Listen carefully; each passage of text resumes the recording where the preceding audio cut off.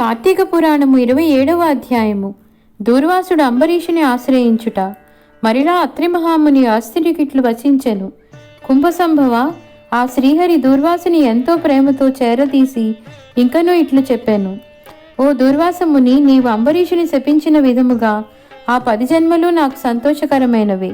నేను అవతారములెత్తుట కష్టము కాదు. నీవు తపస్శాలివి. నీ మాటలకు విలువ ఇవ్వవలెను. కాన అందులకు నేను అంగీకరించి తిని. బ్రాహ్మణుల మాట అసత్యమైనచో వారికి గౌరవం ఉండదు. ఇటు భక్తులను కాపాడుట, అటు బ్రాహ్మణుల మాట తప్పకుండుట నా కర్తవ్యము.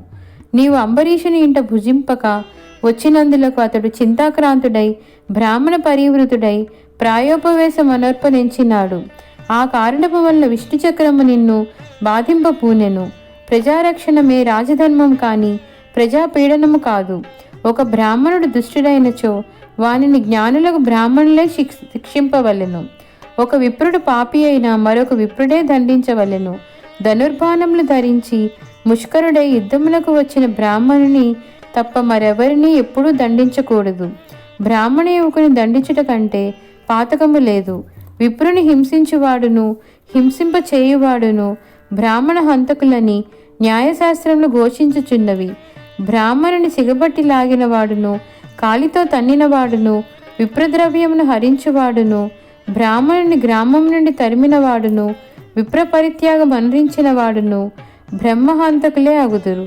కాన ఓ దుర్వాస మహర్షి, అంబరీషుడు నీ గురించి తపస్శాలియు విప్రోత్తముడును అగు దూర్వాసుడు నా మూలమున ప్రాణ సంకటం పొందుచున్నాడు. అయ్యో, నేను బ్రాహ్మణ హంతకుడు నైతినే అని పరితాపము పొందుచున్నాడు. కాబట్టి నీవు వేగమే అంబరీషుని కడకేగుము. అందువల్ల మీ ఉభయములకు శాంతి లభించును అని విష్ణువు దూర్వాసునకు నచ్చచెప్పి అంబరీషుని వద్దకు పంపెను. ఇట్లు స్కాంద పురాణాంతర్గత వశిష్ఠ ప్రోక్త కార్తీక మహాత్మ్యమందలి 27వ అధ్యాయము 27వ రోజు పారాయణం సమాప్తం.